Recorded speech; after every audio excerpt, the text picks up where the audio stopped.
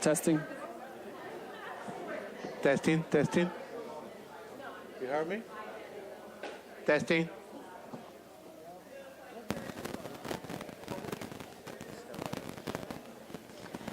So do I have to? Okay, thank you.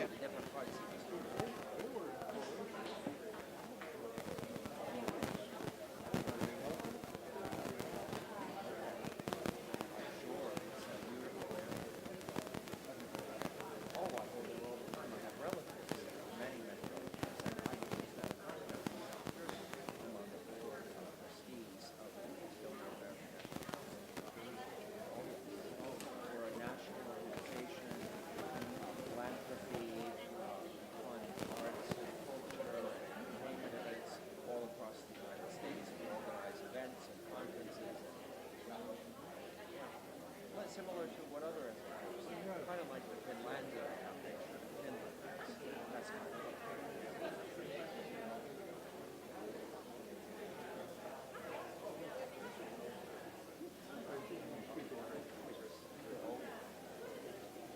yes, so I sprouted many different worlds. I sprouted Montclair, stone control business.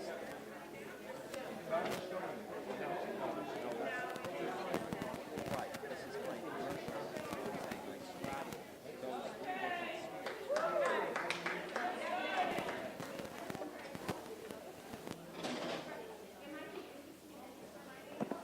Testing.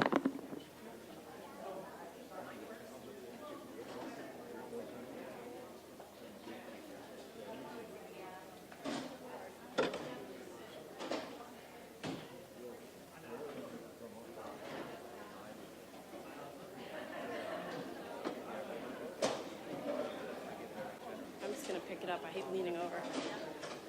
Good evening, everyone. Can everyone hear me? Hello? Okay. Hello? Hi. You can't hear me?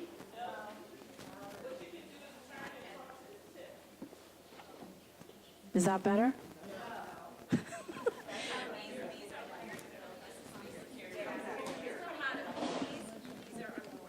Yeah, this is this. Okay, this is apparently as loud as it goes. Is that better? Okay.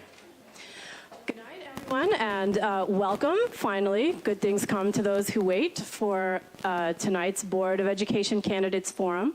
I'm Gretchen Davinsky, the president of Montclair PTAC, and on behalf of PTAC, the League of Women Voters, AAPI Montclair, Montclair NAACP, and AIM Aging in Place, or Aging in Montclair, excuse me. We welcome you to hear a lively conversation and learn about the candidates for the upcoming Board of Education election. Hi, I'm Susan Shin Anderson. We are so excited to present this opportunity. Your patience, everyone here and everyone watching at home. I hope you're joining us on live stream and on Channel 34. And we also thank you for actively engaging in the democratic process in this way. So we have a lot to get through. All of our candidates are actually here today, which we're very excited about. And we have a lot of questions that we want to get through. So without further ado, I'd like to introduce Wendy McNeil, who is the chair of Voter Services for the League of Women Voters, Montclair area.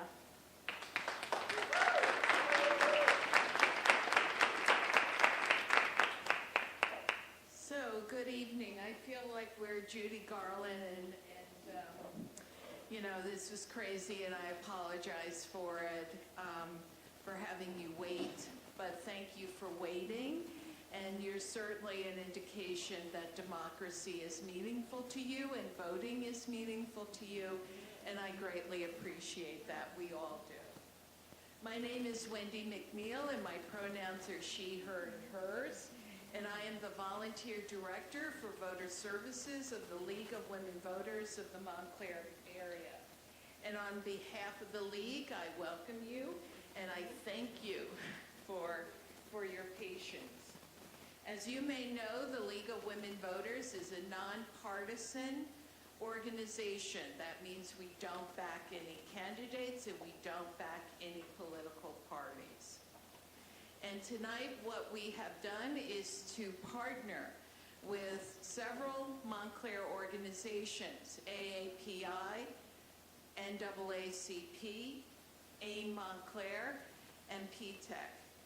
And why I'm so proud of this particular collaboration is because it shows the diversity that is Montclair, and certainly something that we should all be very proud of. And as a member of the League, we are hoping that this partnership continues, and we hope that we will have a nice, long relationship with these particular groups. As a member of the League, I would be remiss in not encouraging you to vote. If you are not registered, you have until the day after tomorrow, Tuesday, October 17th, right, to vote. So you go to vote411.org. That's vote411.org to register. Early voting is from October 28th to November 5th, and the deadline to apply for a mail-in ballot is Halloween, October 31st. And of course, you must vote, and you must encourage everyone to vote. Local elections, statewide elections are as important as federal elections.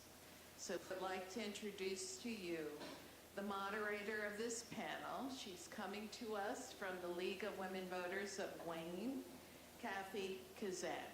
Thank you.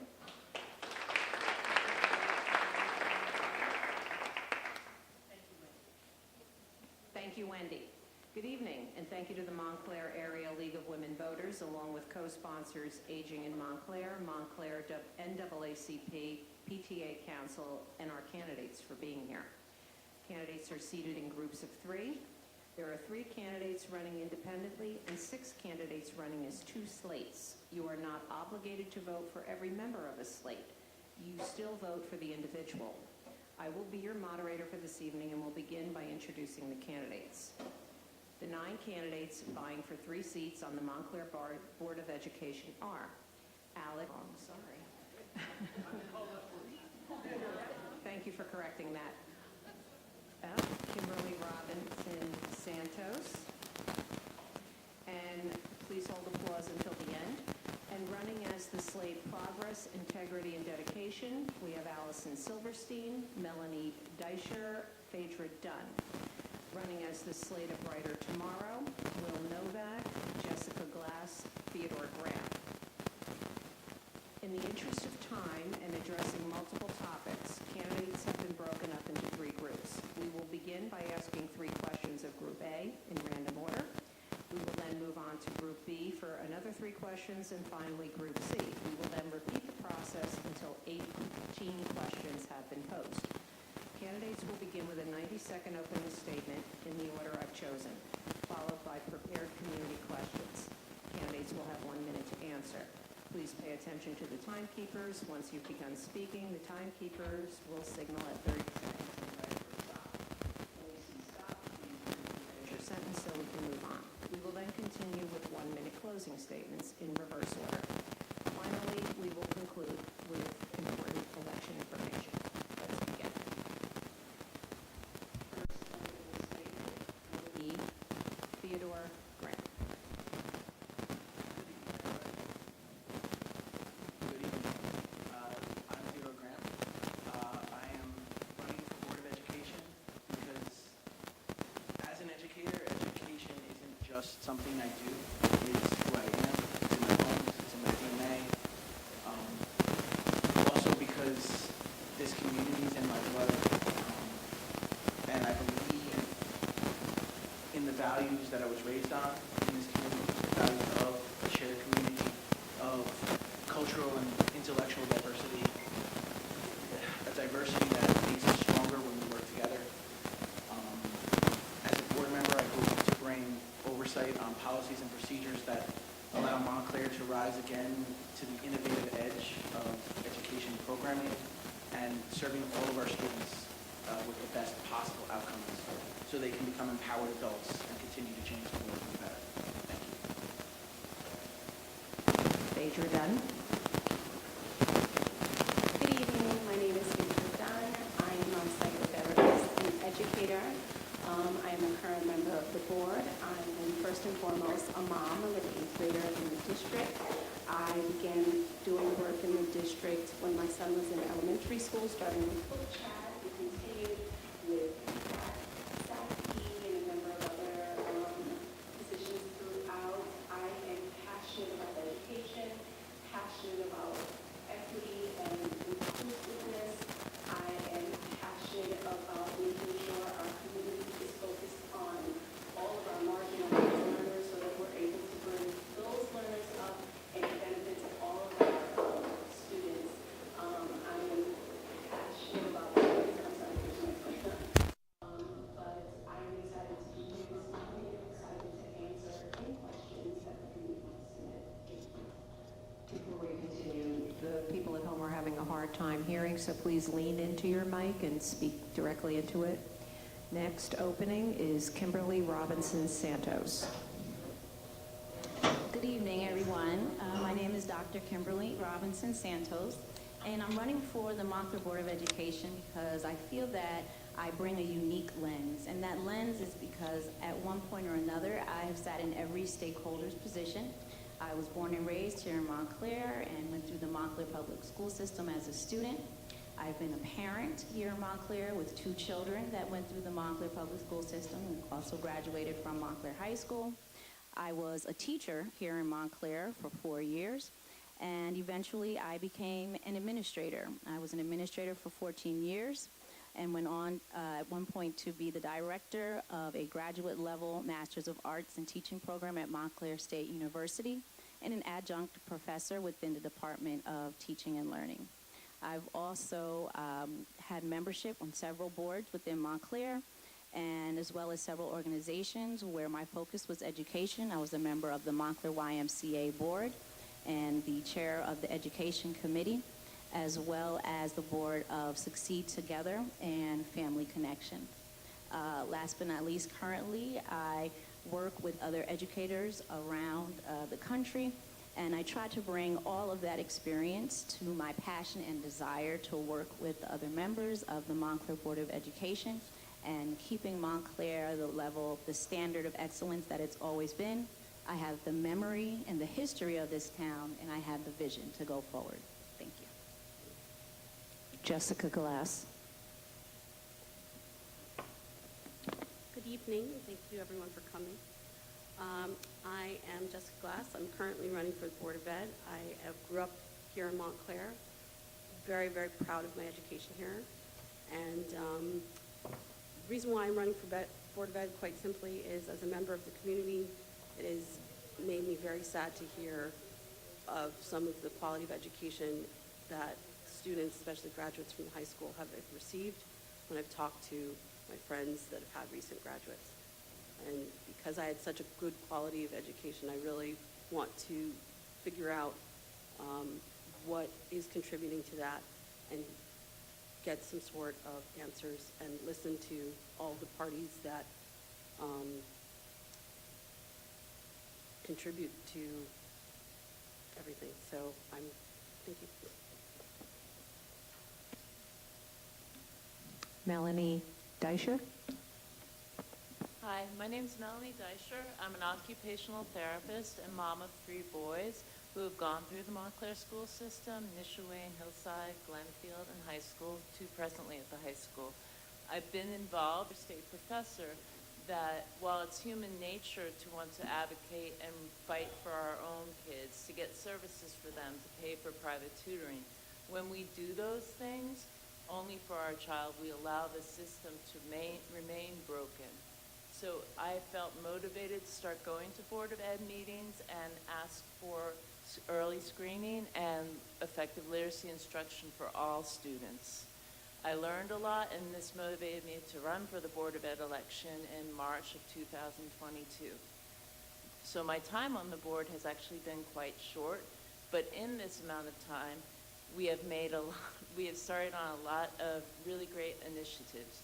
Universal pre-K, the passing of the bond referendum to fix our long neglected facilities, adjusting instructional minutes so all kids can show up at the high school ready to learn at their maximum potential.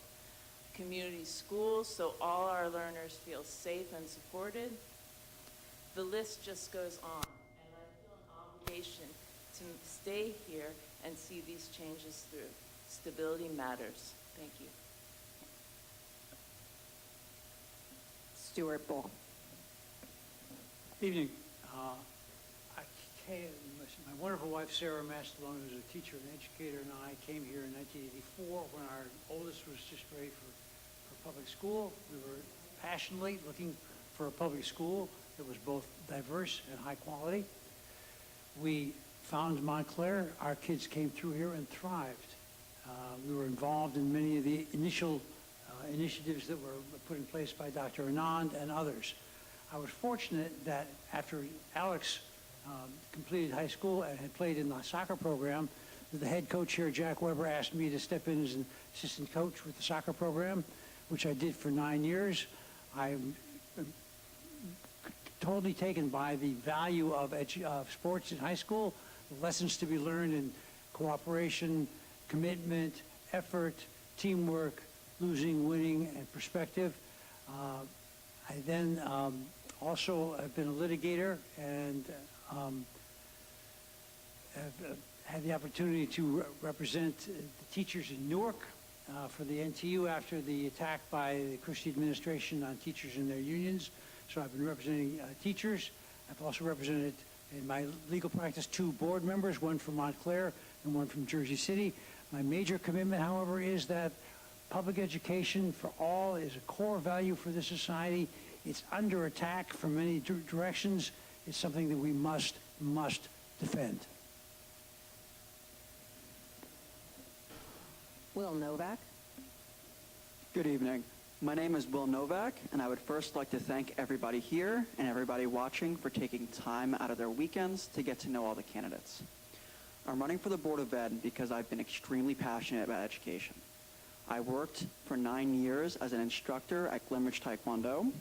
I also worked as an assistant teacher at Driscoll Elementary, a school in Brookline, Massachusetts. If I'm elected, what I'll bring to the board is a more recent experience of our students. Because I recently graduated, my experiences are not far removed from what current students are facing. I've seen the best of the system, such as the teachers who give their all to teaching every day, teachers like Mr. Rizaldi, who was my sophomore history teacher, or even the reason why I'm here today. I've also, however, seen parts of the system that need improvement. I remember needing to fight for my accommodations from the school and from the district. If I'm elected, I hope to use accountability to answer a lot of these areas that need improvement. Thanks so much for your time. Allison Silverstein. Good evening. I'm Allison Silverstein. I want to thank the community partners for putting this forum together for us tonight. I'm hoping by the end of this evening, people who don't know me will know a little bit more about me and what I stand for. I'm a lawyer by trade, a 14-year Montclair resident, but most proudly, I'm a mother of a 5th grader at Hillside and a 7th grader at Buzz Aldrin. My son is in a special education self-contained classroom and has been a part of the special education system here in Montclair since he was 3 years old. I've been involved in the schools pretty much since his first day in kindergarten back at Nishaway, and I see one of my former PTA cohorts in the back. I got involved initially for my kid, and I remember very early on going to a CPAC meeting, and one of the leaders reminded us that it's not about raising our child's boat. It's about raising all of the boats. And that's why I became, as Melanie stated, progress is just starting, and we need continuity to continue this forward. We have made some concrete changes for the first time in a long time, and we need this to continue forward. Integrity, because it's such an important piece of who I am, and finally, dedication, because we care about the kids. It's all about the kids at the end of the day. Everything we do is focused on the children and what's best for them. I brought my, okay, thank you. And finally, Alex Binkley. Hi, everyone. My name is Alex Binkley. Professionally, I'm a COO and General Counsel at a venture capital fund, working with super young companies to help them succeed. Recreationally, I'm a runner and a bike racer and have been involved in everything from coaching Montclair United to working on the Northeast School Action Team for Partnership, the SATP. Both my parents worked in public education. My father, a university dean, and my mother was everything from a math teacher through a superintendent of multiple school districts. So many conversations in my house revolved around functional, effective education. Most importantly, I'm a dad of 2 at Northeast, and I'm running for BOE for them. Having had kids in the district for 4 years now, I've seen over and over again how the district falls short on communication, transparency, and efficiency. I've seen Montclair fail to respond to principals who brought them candidates for open positions, leading to Northeast still missing a tech teacher and a teacher for its magnet, Global Studies. I've seen Montclair set a budget that prioritizes central office spending over special ed and standard education. I've seen Montclair misread its own teacher's contract in a way that hurt children and teachers alike. I've seen Montclair fail to enact simple policies that would get us off the merry-go-round of firing and rehiring teachers every year. I've seen Montclair go against its own stated goals of equity and access in favor of supporting only the squeaky wheels. I'm running because we need to bring communication, transparency, and efficiency back to our district. We need a board that will not just rubber stamp our central office's policies, but will truly understand what's going on in the district and guide our central office to work for students and teachers, not the other way around. Okay, now we move on to Group A, who will receive 3 questions in random order. Starting with Will Novak, the first question is, I'll be swallowing it. The first question is, do you have any financial conflicts of interest, such as an employer who provides services or products to the district, and if so, how would you handle this if elected? Again, first, Will Novak. I have absolutely no financial conflicts of interest. I work for no company that provides any services for the district. However, if I ever did, I would recuse myself from those votes, as it would still represent a conflict of interest. Allison Silverstein. My answer is no as well. I work for an insurance company for the last 14 years. My husband works for the federal government. We have no interest in the financial gains of the school or any type of educational organizations. And as Mr. Novak said, I hold my ethical obligations very high, and I always recuse myself from anything that could be possibly seen as a conflict of interest. Alex Binkley. I also hold no conflicts with anyone who does business with the district. My company invests in a huge number of companies. Some of them are ed tech companies. We pretty much don't ever sell to districts. We are pretty much everything that provides extra help for kids, extra help for families. We really think a lot about wanting to invest in things that are the best for our families, and we draw a bright line at things that would not be that. If there were anything that were to provide a conflict with the district, as my fellow candidates said, of course I would recuse myself. I would make it very known to my fellow candidates, and I would move on. Next question. And first up will be Allison Silverstein. Special education needs in our district continue to expand across all grades. Every year, the district struggles to have enough trained special education teachers, paraprofessionals, and therapists to provide the education and services the special education students are required to have by law. How will you, as a board member, hold the district accountable to make sure the needs of this student population are being met? Again, Allison is up first. Well, as a current member of the Special Education Committee, which I actually worked to create because it used to be part of another committee, and we didn't spend enough time, I felt, discussing special education. We now have a separate committee. We work very closely with the Pupil Services Department.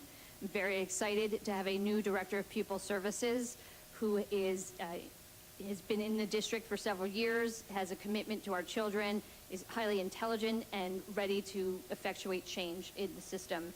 And if I am elected, I will continue the work we've started because I believe this is incredibly important to make sure our children's needs are being met.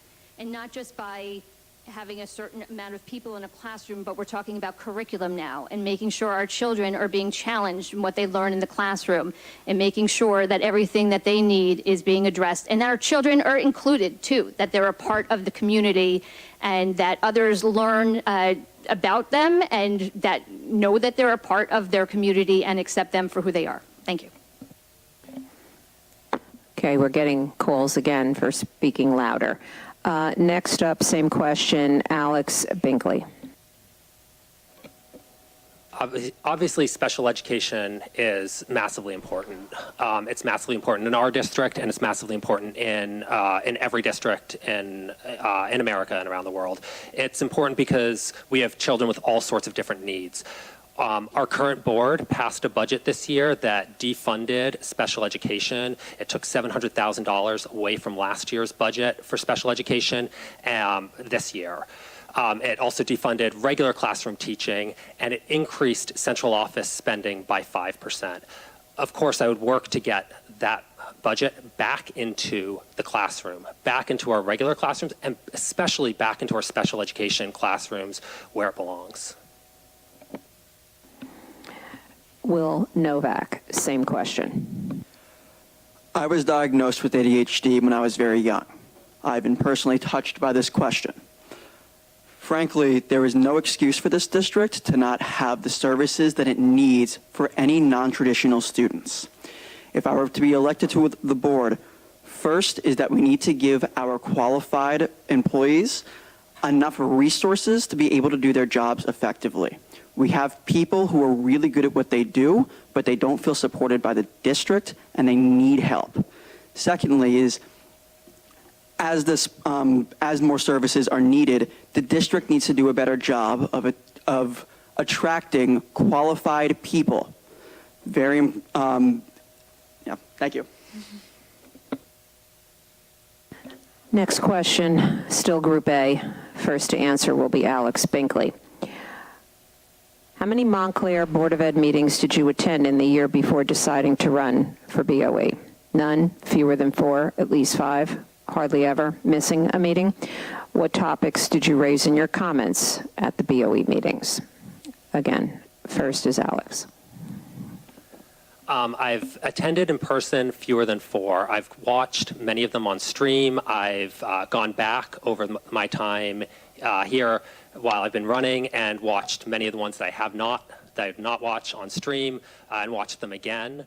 I have not commented, and the reason I haven't commented is because the issues that have affected my children in the schools were issues that affected a classroom, that affected a small group of people, that affected more than just my children usually, but honestly did not rise to the level of taking everybody's time at a Board of Ed meeting. Same question, Will Novak. I've attended fewer than 4 meetings in public, however, I have watched them on stream. Part of the reason why I have not attended previous meetings is because I have not felt represented by previous boards. Many of my students, several of my coworkers, have had to go up to the board year after year and plead that programs like the arts are protected. I've watched them go, I've watched them make the same cases every single year, and I've watched them have to go back to the bar, and I'll always make sure that these current students feel represented. Thank you. Finally, Allison Silverstein, same question. Well, as a current board member, I have attended every single board meeting for the last 3 years since September of 2020 when I was appointed. I don't think I've actually missed one in all of that time. Before that, I also attended many board meetings. I can't remember how many. I've been coming since my son was in kindergarten, and he's now a 7th grader. I was the leader of the Special Education Parents Advisory Council for 3 years, so I came to the mic several times advocating for this community, be it for transportation, various different issues. I've spoken out on behalf as a Hillside parent about things that were going on at Hillside. I've been a very involved member of the community and very involved in the schools again since my son was in kindergarten. Okay, moving on to Group B. First question, and the first to respond will be Jessica Glass. Are you aware or concerned about staffing cuts that seem to target schools in the Fourth Ward, the arts magnet schools, specifically Nishuane, Hillside, and Garfield? How will you ensure that the arts magnet and these schools are... Glenfield, how will you ensure that the arts magnet and these schools are not targets for staffing and programming cuts every year? How will you protect these schools and programs in your BOE position? Again, first up is Jessica. The first thing that I would do is really try to get a sense of what needs to be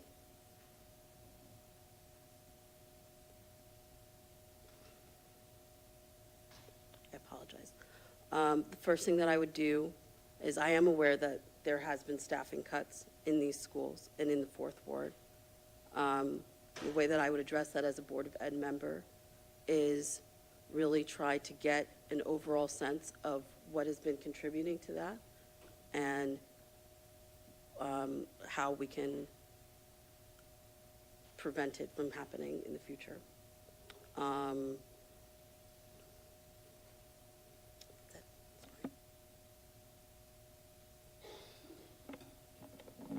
As a present board member who was at the board during those budget cuts this year, I do not believe that that is what actually happened. Buildings were tasked with having responsible budgets that we matched the amount of staff with the student enrollment at each school.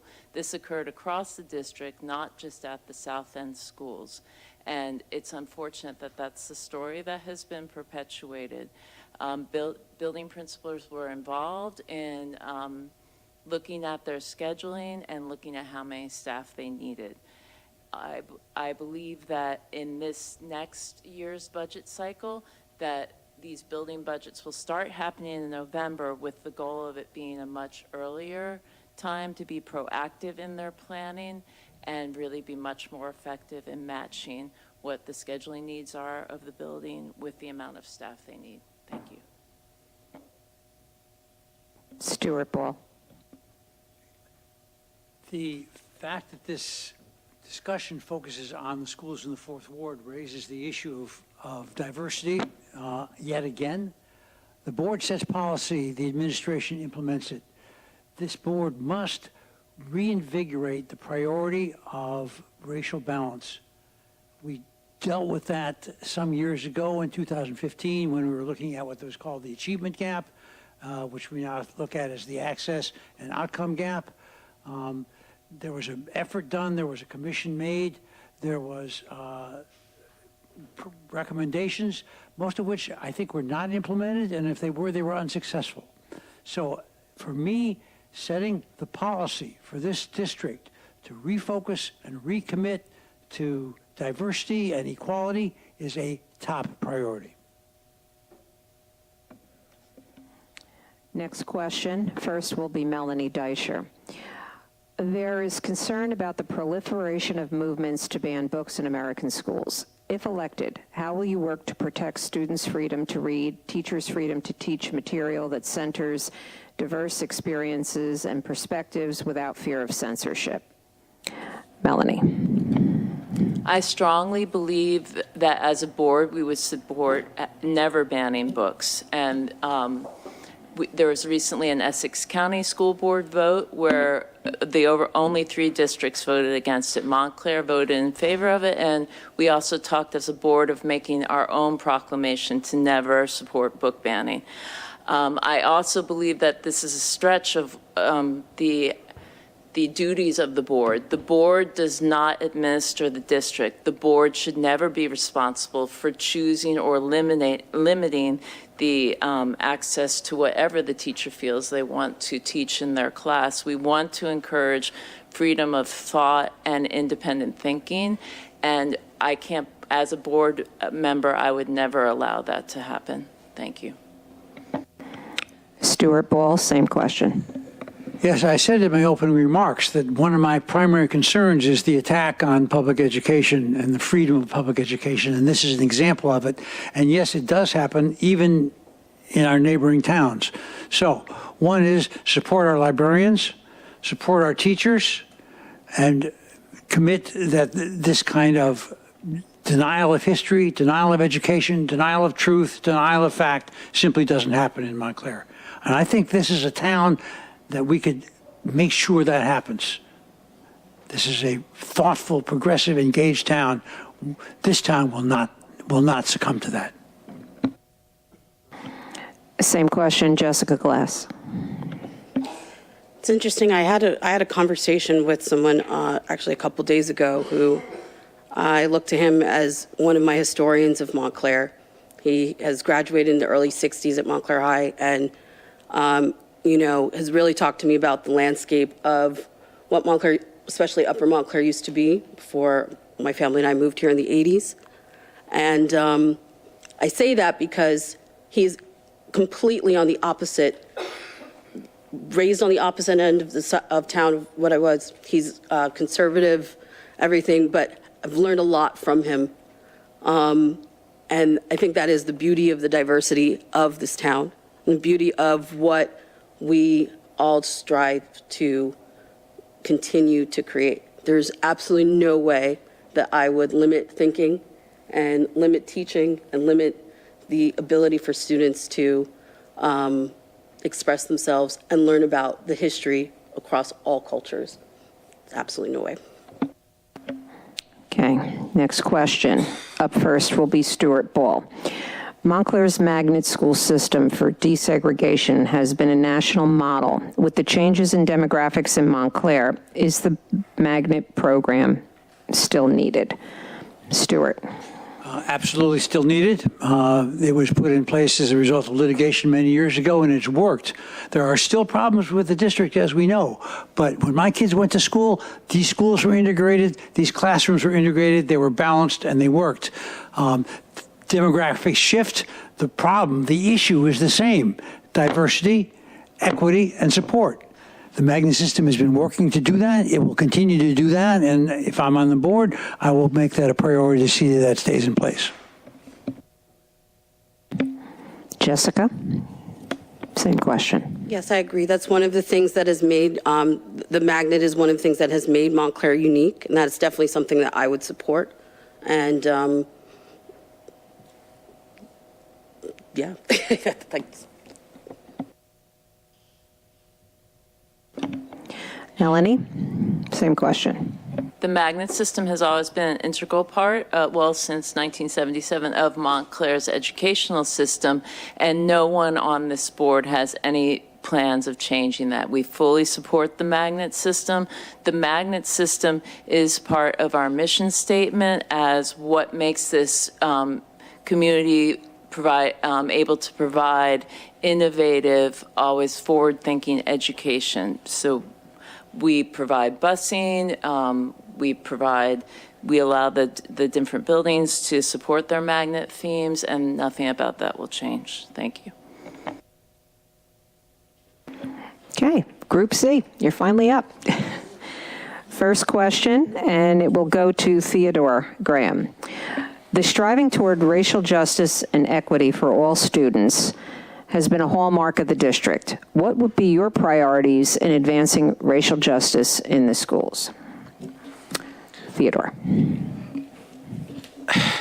Right now, I one of the two hills I would die on as a board member, one's the magnet system. The other is the restorative justice program that's come to town. It's been great watching it happen. I'd like to see it expand because equity starts with our children. It starts with teaching them the lessons that equity is a strength, that our diversity is a strength. The other thing, and it's having policies and programs that support that, right? It's curriculums that attend not just to New Jersey law, that's thankfully expanded to be more inclusive, but to make sure that a more inclusive curriculum, that a curriculum that speaks to all of our students is actually being implemented. And also looking at programs of leveling and tracking and how that's reaching all of our students. Phaedra, same question. Can you repeat the question, please? Absolutely. The striving, I'm going to turn. okay, can we please have quiet? Thank you. The striving, we're doing the best we can with the mics. This is apparently all you're going to get as far as sound is. I think that there is a many-pronged approach to this, and one of the things I would look at is academic interventions, social-emotional interventions, and wraparound services in the community for all folks within the community. And so on the academic level, we would need to provide, deepen the professional development for our teachers. We want to look at students as an individual, improve access for students, for the community overall. I will delve in. I have 30 seconds. Thank you. Kimberly Robinson Santos, same question.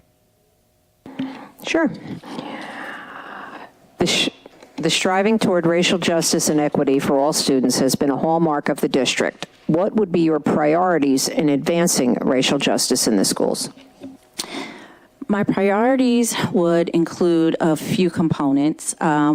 One would be I would want all employees of the district to participate in undoing racism training. I think that's an essential lens for anyone that works for this district in order to continue to support racial justice. I think we need to think about how we interview anyone that's coming into our schools. And there's different ways to do interviewing as opposed to just question and answer, so that you can really get to the meat of how someone feels in terms of racial justice, social justice, and equity. I think we have to keep an eye on our curriculum at all times. We have to create spaces for students to share and to talk and to collaborate with one another, because that is where the diversity piece comes into play. And I think it has to always be at the forefront of everything to do. Okay, next question. First will be Phaedra Dunn. Perhaps the most important role for Board of Education members is hiring, evaluating, and supporting the superintendent. During your term of office, the superintendent's contract will be up for renewal. What stakeholders do you think should be involved in the process for evaluating whether the superintendent's contract should be renewed, and how would you include those stakeholders in the process? Again, Phaedra. Wow, that is a many-pronged question. I would say that the community as a whole, along with the board members, do need to be involved with that while we yearly evaluate the superintendent. And so we do have those things in place to evaluate him. I think that there is an important component in hearing from teachers, staff, community members, students, because those are all stakeholders in the school district, with the students being the most integral, important piece of this. But I think we need to be inclusive in hearing from all the community stakeholders, parents, teachers, staff, students, and anyone I'm missing. But yes, we do need to be thoughtful about the community in that process. Kimberly, same question. I believe all stakeholders should be involved, and I think we might need to even dig a little deeper in looking into the groups that we would bring together to get feedback that would contribute to the evaluation of the superintendent. I think there should be forums, as has been stated, for students, for teachers, for parents, community members, but I think we could also talk to central office employees. I think there should be conversations with the various unions that are within the town. I think they should be able to meet with custodial staff as a unit, security as a unit, our cafeteria staff as a unit. I think every faction that is a part of the Montclair Public School System should have a voice and be able to contribute about their experience. Same question, Theodore. Yeah, it starts with taking a look at the superintendent's evaluations, the detail that was collected on that, because as the public, I know whoever's in charge of the personnel committee gets to see stuff that not everybody always gets to see. So it starts with those evaluations, but yes, Kim's absolutely right. It's You got to involve and see how the employees feel about him, see how his policies have been implemented and worked on the ground in real time. And then community conversations, right? Like when Dr. Pons was hired, there was an attempt to involve all the stakeholders, right? To involve the community members, to involve parents, to involve students. And it was hampered by what the world was going through at the time. And hopefully this time around, when it comes to his contract, all those stakeholders can be involved, and not just by survey or Zoom meeting, but by, community forums and conversations that are authentic and real, and you get a diversity of voices. Next question, and Kimberly Robin Santos, you will be first. What would you do to ensure that you represent the variety of community stakeholders in your role as a board member? In my role as a board member, what I would do to ensure a variety of voices from stakeholders, am I repeating that correctly? Okay, thank you. Make myself available, create scenarios where I can meet with those different factions. I know that there is definitely a delineation between the role of the Board of Education members. I'm not going to just, go into a school and start talking to teachers. That wouldn't be appropriate. But making myself available and creating opportunities where I can have people, if they want to come to me and talk and have conversations, making those avenues known and making sure I have clear lines of communication for community members, students, parents, staff, etc. Same question, Theodore? So yes, it starts with availability. It starts with being out there as part of this community. But also I would probably repeat a lot of the things I do as a library board member. Conversations with patrons, conversations with the director, in this case it would be the superintendent, collecting input from staff. It would be surveying the community, and just conversation, and collecting information.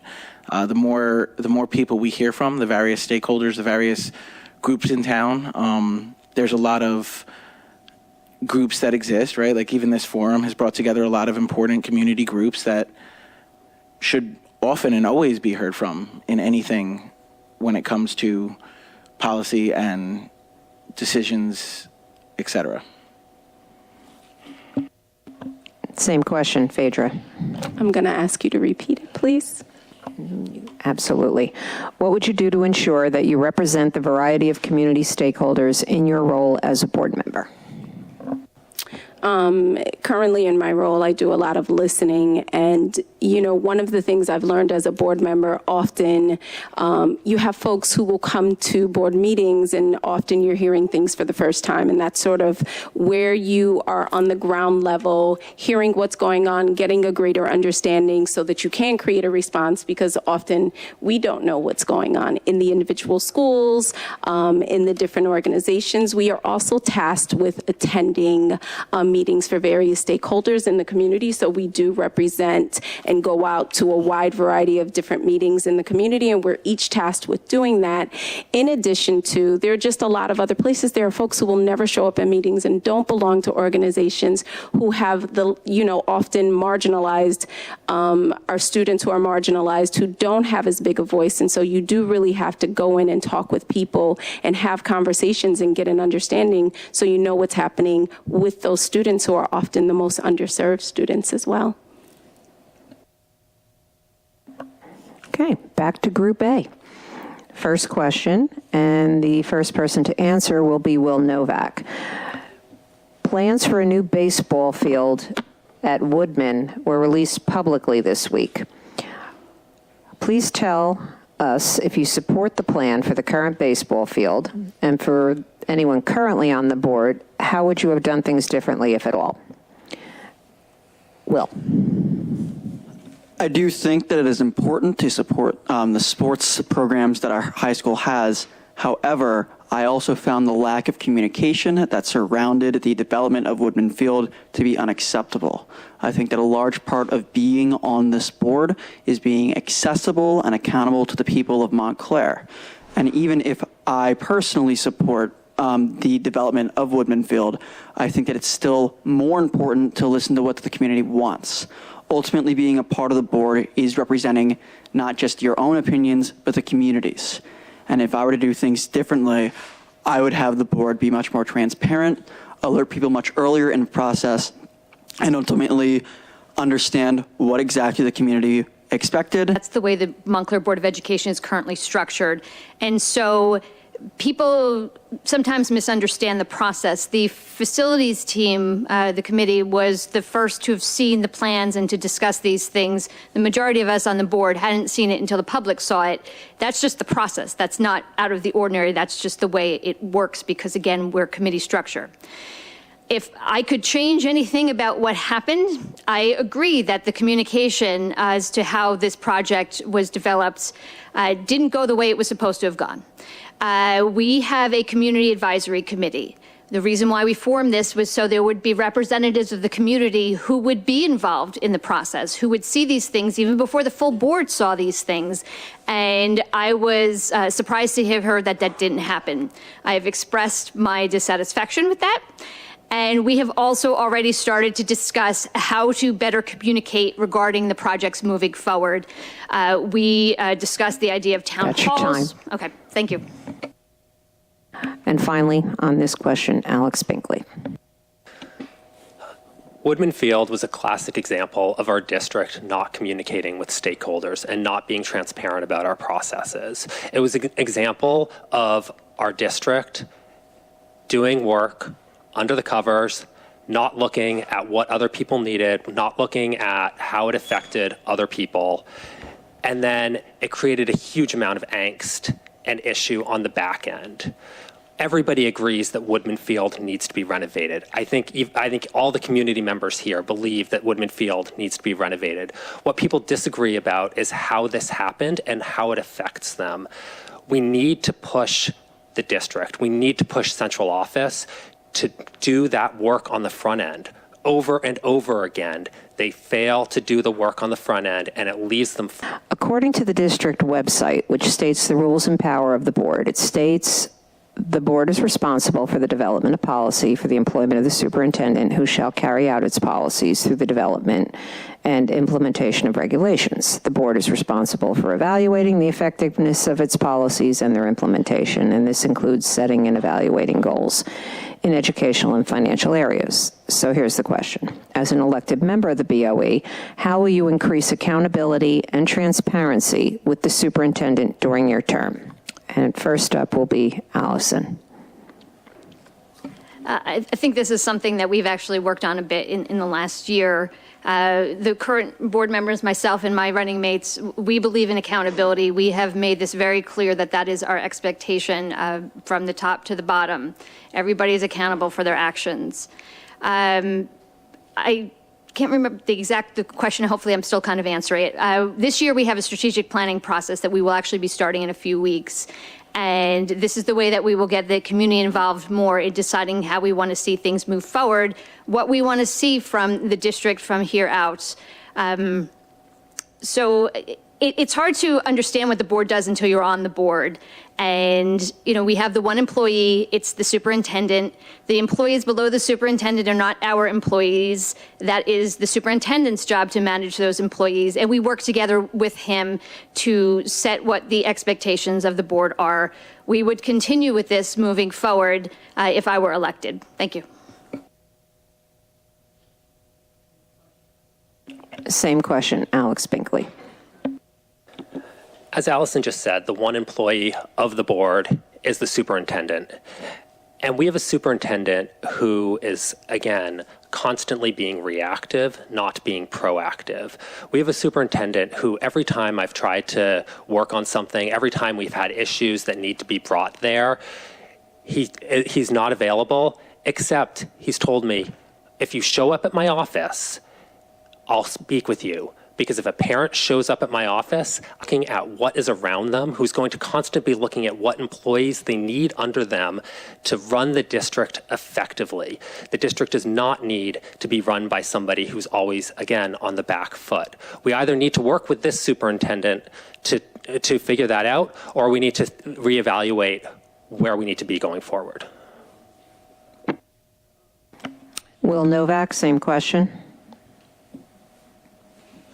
Could you repeat the question one more time?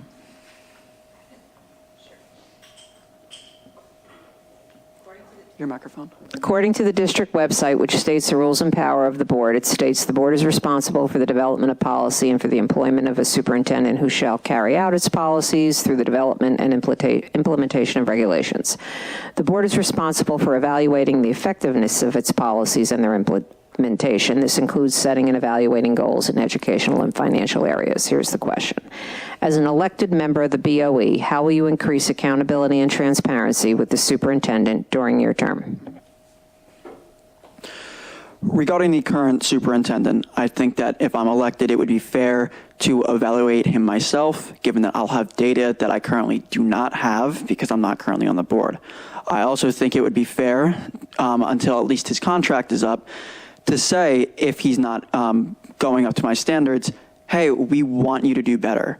Ultimately, it comes down to if he does or not. If he does better, I'm fully willing to continue working with him and continue helping him improve so that we have more accountability and transparency with the board, the staff, and the parents.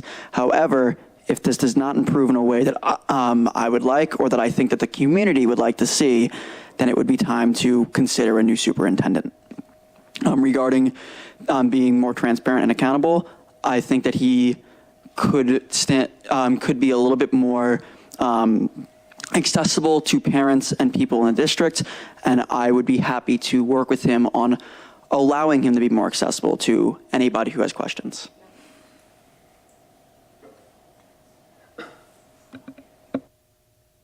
Okay. Next question. First up will be Alex Binkley. Many people have different ideas about what is absolutely core and essential to have strong and excellent public schools. It is all important, including the teachers, paraprofessionals, building principals, district central office, and quality of school buildings and facilities. So, A, give us an idea into your thinking. If you had to name just one of these things as the heart and soul of our schools, what would it be? And B, what would you do as a board member to support this core feature of our schools? Alex. Clearly, our students need to be safe. That's everybody, I think, agrees on that. The heart and soul, though, of our schools is our teachers. Our teachers need to feel like they are valued, need to feel like they're the professionals that they are.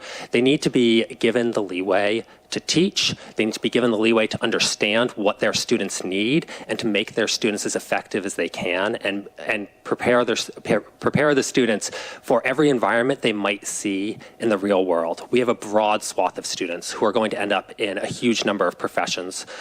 I've spent time over the past few months with dozens of parents, teachers, even spent time with the president of the MEA to understand what is going on there and how teachers feel about the schools, how teachers feel about the lives they're living right now, and we need to improve that for our students. Our students clearly are what matters, and if our teachers are happy and can teach them, our students will be successful.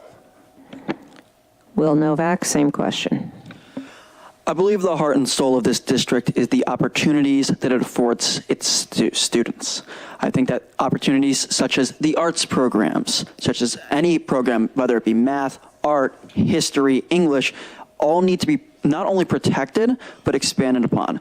Building off of what Alex just said, I also think that teachers are the blood of this heart and soul. I think that supporting teachers is the best way to ensure that these opportunities continue to exist. Actions such as teachers being unaware if their contracts are going to be renewed threatens the heart and soul because it threatens the opportunity of our students. And if I were elected to the board, I would change these policies so that teachers are no longer guessing and stressed if they're going to have a job. Allison, same question. My answer would be the heart and souls are, I would say, the people in the buildings every day. So it's the students, the teachers, the staff, everyone from top to bottom who is inside while our children are learning. To support them, I think one of the things we're working on, we discuss a lot, especially through the district leadership team, which we've been participating in, is professional development.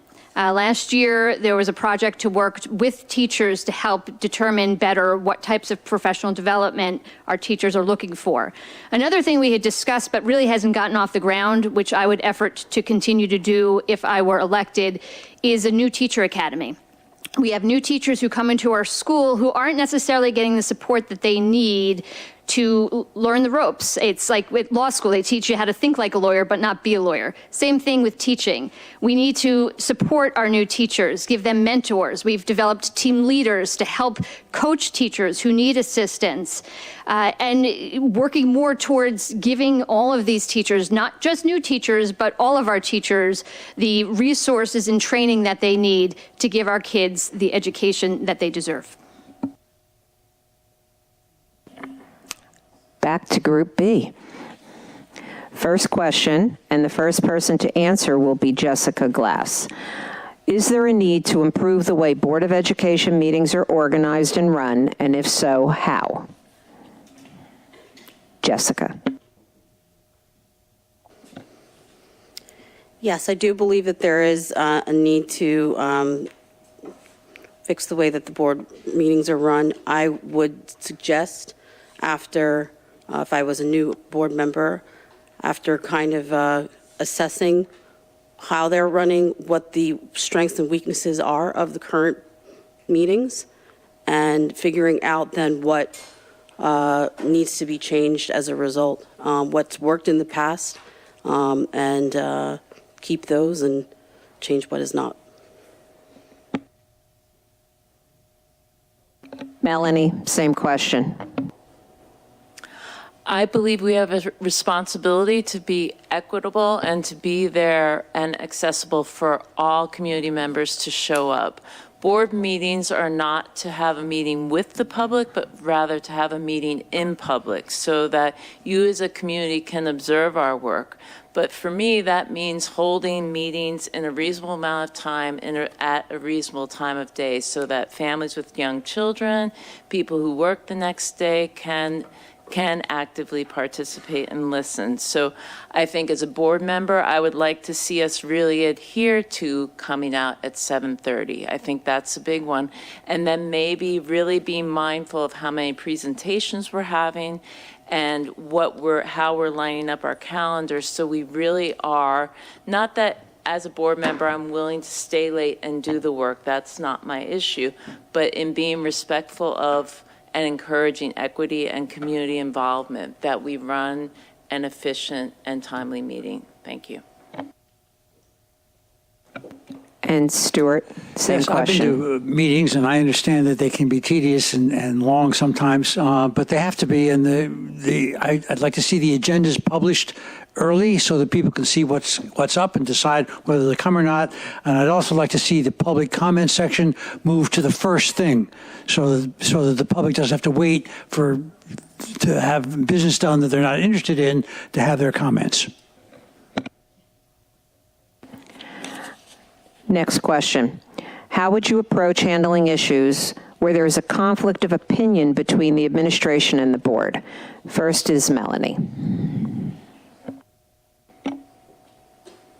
I believe as a Board of Ed member, we only have power as a collective, so it's as important as a board to, as Allison explained earlier, we run things through communities, vet issues through communities, and often rely on those to go forward as a board. But I have a responsibility to vote my own personal opinion.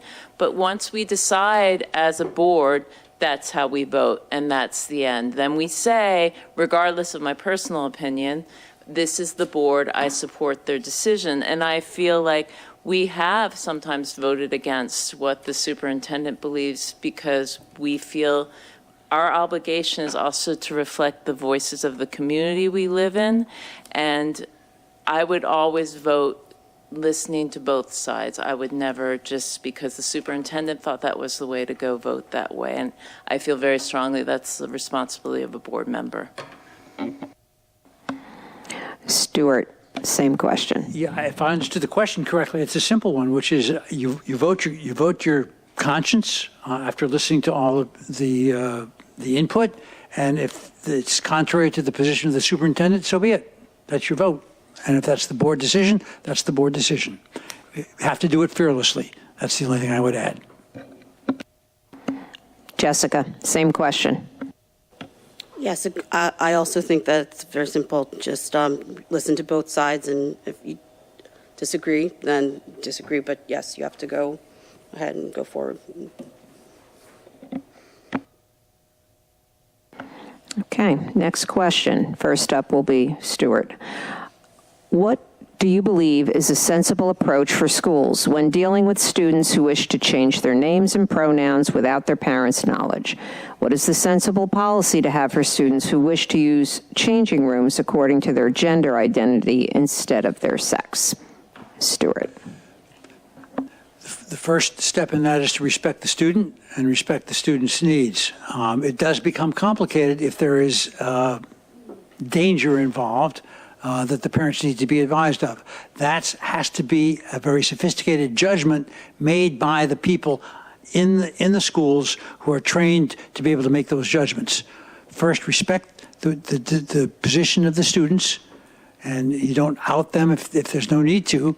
But if there is a need to, then you have to act, and you have to put the professionals in place and support them in making those decisions.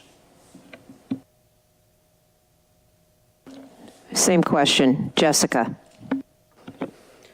Yes, I do agree that number one, the first priority is the students. With that said, making sure that there is enough support for the students at the school with faculty and other additional resources to make sure that it is under the safest environment for them. Yeah. But they are the priority. Melanie, same question.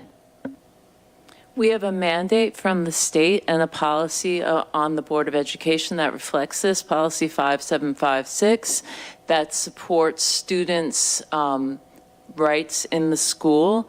And above all, I think we have to support a school as a safe space for students.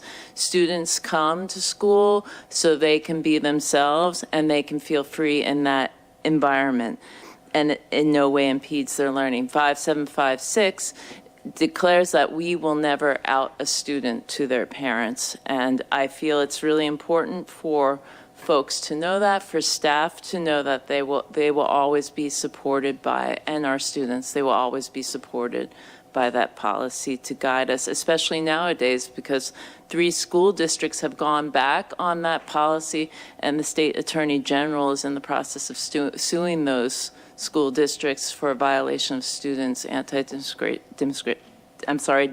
discrimination. Thank you. Okay, back to Group C. First question, and the first person to answer will be Theodore Graham. Why does Montclair always address central office to stabilize the school budget so we don't have surprises every spring? Theodore, first. It's a planning issue. Was glad to hear, I think Allison said it, or maybe it was Melanie, that the budgeting process would start in November, which is when it should start. By now, the district knows its student enrollment. It can make predictions on enrollment. It can make predictions on necessary staff. Everybody knows that the budget can only grow by 2% next year, so you know what the budget's going to be, barring the board bringing a special vote to the public. So with that staffing, with that planning, a lot of that can be done now. It can be done in the months ahead so that there's no surprises. In fairness, that it might mean there might be hard choices. There's always hard choices to be made. But what matters is when hard choices have to be made, that there's transparency, that there's communication, and that there's forethought and planning and intention to those decisions, and that they're not happening in the public's eye. Oh, sorry, I didn't see a. Thank you. Same question, Phaedra.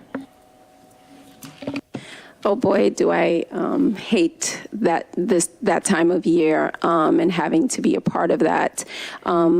this year, we sat with a number of other stakeholders and, again, sat to make the hard choices and try to, collaborate on these decisions that have to be made because of how school budgets are set up, because of the amount of money we get from, as a town, what we get from the taxpayers versus what we get from the state, versus the fact that transportation and other costs continue to grow at a rate of greater than 2%. So we are working earlier. As a person who's on the budgeting committee, finance committee, we are working even earlier to assure that we are not in the same position at the end of the year, because as board members, we feel no different than the community does when we're sitting and having to anguish over these types of decisions.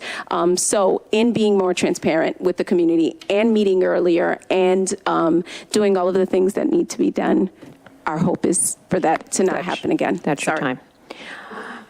Finally, Kimberly. Could you repeat the question, please? Absolutely.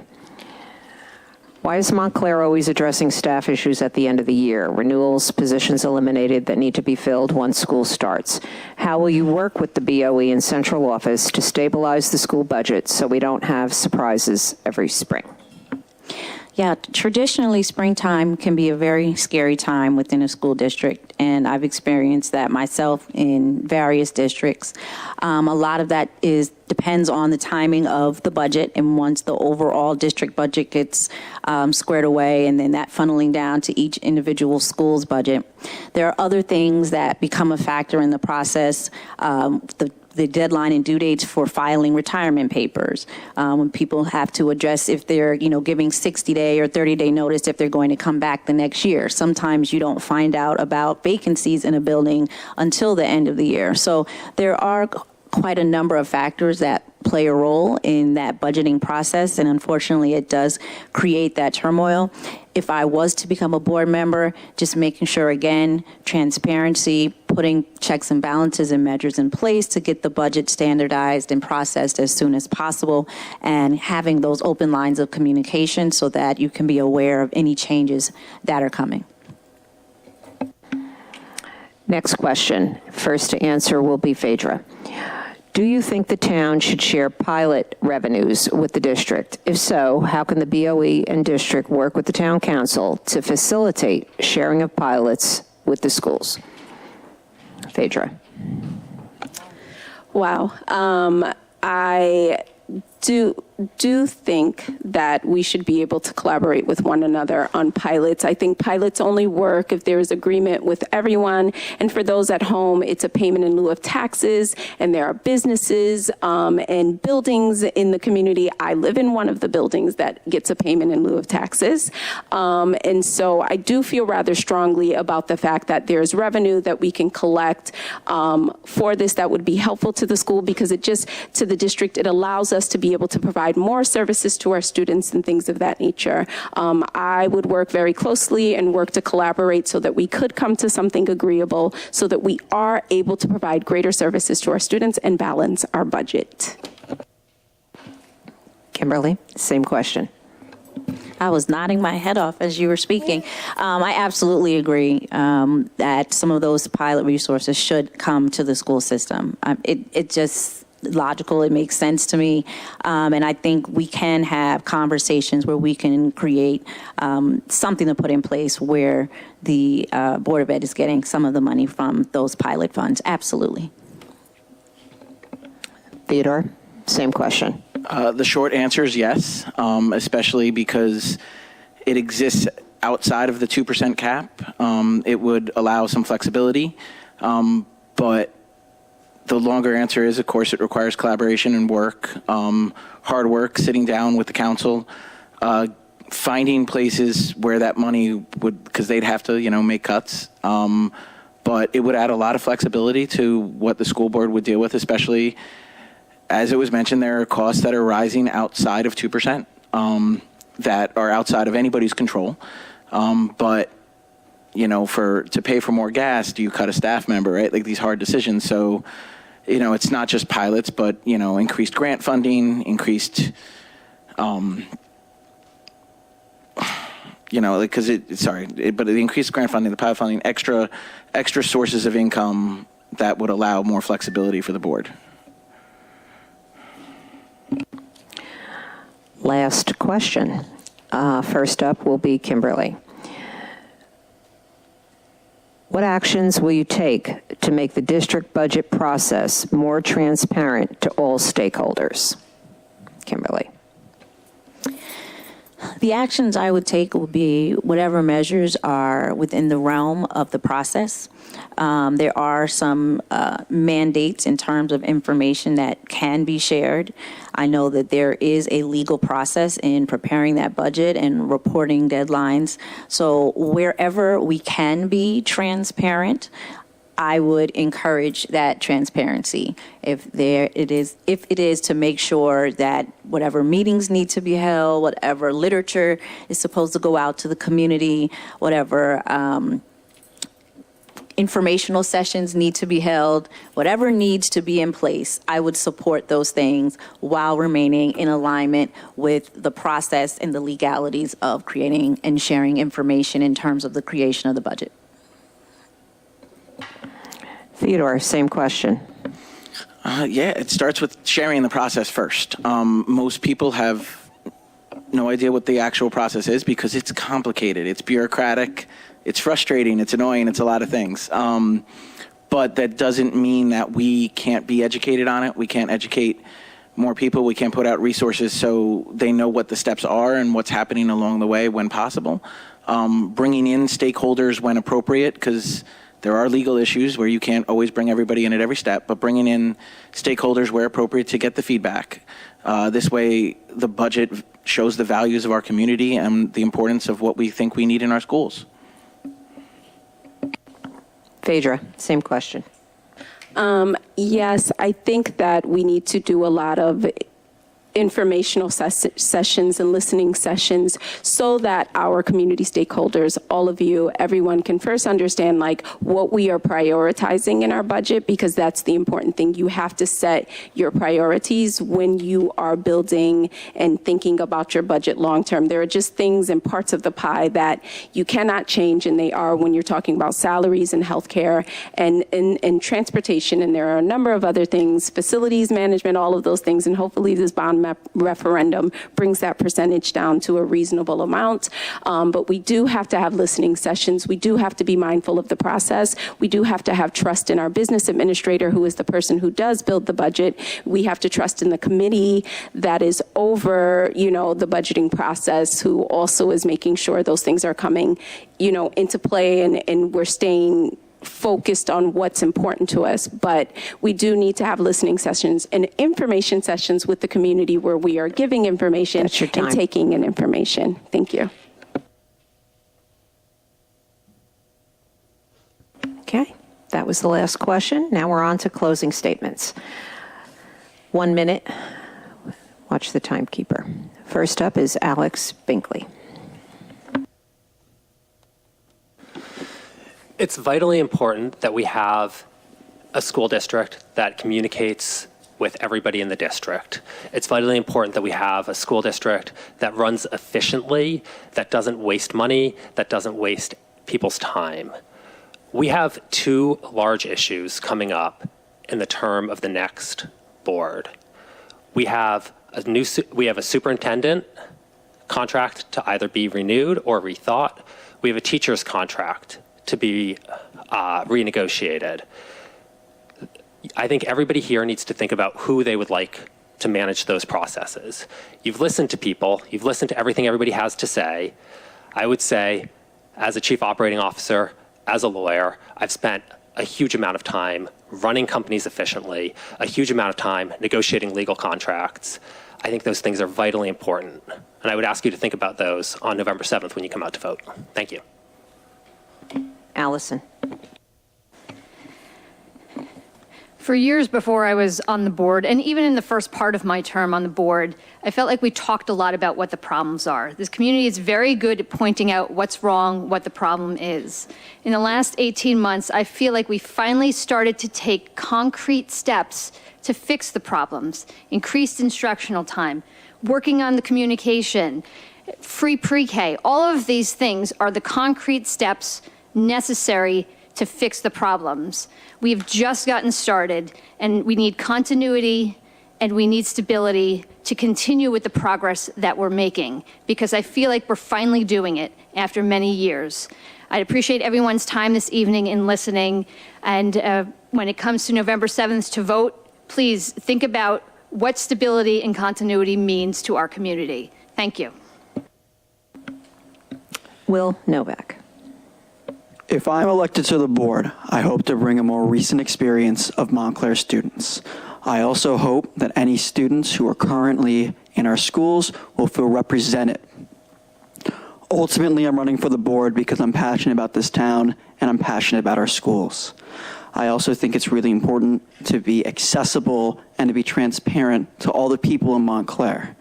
If I'm elected to the board, I promise to make transparency and accessibility my most important goals.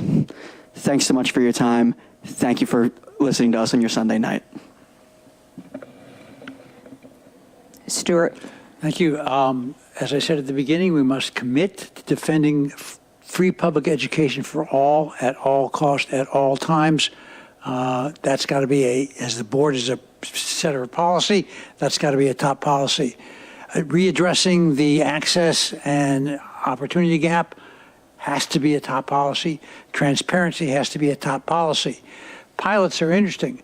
Pilots should be shared with the district. The council is not inclined to do that. That may end up falling to you, working with us. That Margaret Mead quote comes to mind, which is, "Don't ever doubt that a small group of dedicated people can change the world. In fact, it's the only thing that ever has." I look forward to working with you and making that happen. Melanie. Real change requires sustained attention, participation, and dedication. It's exciting to see all the positive changes that the district has undertaken, but it's important to acknowledge that there's still a lot of work to be done. That's what motivates me, the possibility of real positive change and growth. It's been an honor and privilege to serve this community, and I really hope for the opportunity to continue to do so. Thank you so much for your time tonight and for listening to all the candidates share their points of view. Jessica. Thank you again for taking your time out this evening to listen to all of us. I really do think that transparency and accountability are the topmost issues that are important to me, and that I really would like to provide an ear to listen to all of the stakeholders in the community and figure out how we can continue to address some of the issues that are going on. Thank you very much. Kimberly. I'm extremely excited to be here at this point in my life. I feel like my entire career has prepared me for this time as an educator, as a teacher, as a vice principal. I have always kept children first in any decisions that I've made throughout my educational career, and I would continue to do that if I had the opportunity to serve on the board. I look forward to collaboration with the other members of the board. And as a former student of the Montclair Public Schools, a former parent of children that went through the Montclair Public Schools, I bleed blue and white, and I have that Mountie pride and the passion, the memory and history of this town that excites and ignites me to want to run for this position. And I also have the vision of where we can take the Montclair Public Schools. Thank you for your time, and thank you for giving me this opportunity to speak with all of you. Phaedra. I am always excited and just invigorated by the amount of attention that people in this community put towards our students, our educational system. It really it is to represent them, our marginalized students, our Black and brown students whose parents may not be able to be here for the meeting. That is the voice I often try to bring in the room. I do want to say that it is my hope that I continually get to represent the community. I've enjoyed my time on the board, and thank you to all of you. It's late and we're still here, and I just want to say thank you. Finally, Theodore. Thank you, everyone, for coming out, for engaging with us. It gives me heart and hope to see it, because an engaged community is what it will take to make sustained and continued change in a positive direction. My lifetime as an educator, as my new lifetime as a parent, it has given me a lot of perspective in a lot of different ways, and I hope that you entrust me to be a steward of this community and move forward positive change. I believe we need to take, as a board, work together to take a holistic approach at our policies, make sure we're attending to the equity we hold dear, but also to the intellectual and socio-emotional health and growth of our students. And remember that progress will only happen at the pace of trust. Thank you. And now we'll take applause.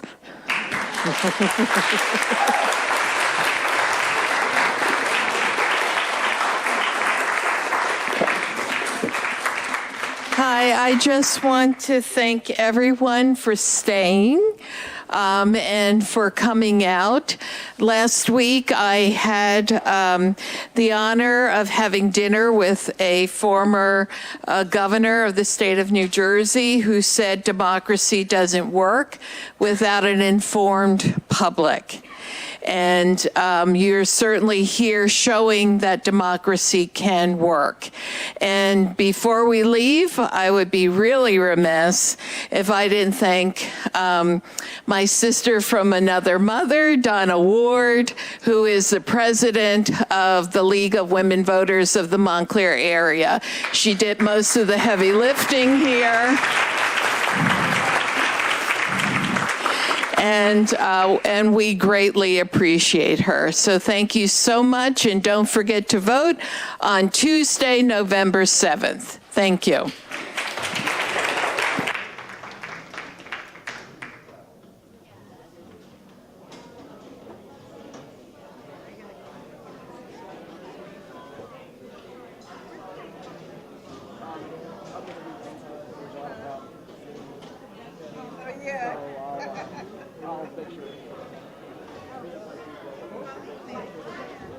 It'll be on a